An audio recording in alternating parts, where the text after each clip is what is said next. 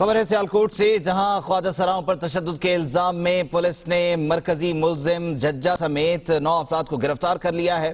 ख्वाजा सराओं ने गिरफ्तार मुलजिमों पर थप्पड़ बरसाकर दिल की भड़ास निकाली।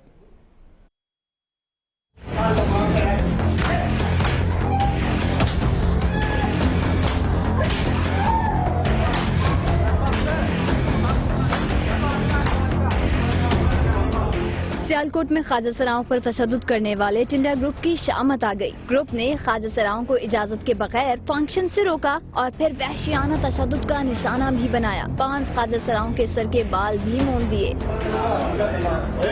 शिद्दत वगैरह किया, हमें मारा मुरा, हमारे बाल वगैरह काटे हैं, गालियाँ गलौच निकाल लिया। हमें सिगरेट लगाते थे तो हमारे साथ जो है ना ज्यादतियाँ करते थे।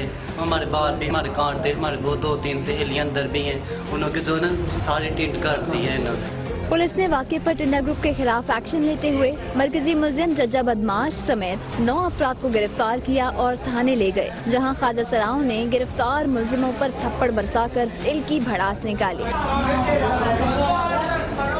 पुलिस ने 18 नामजद और 20 नामालूम मुलजिमान के खिलाफ मुकदमा भी दर्ज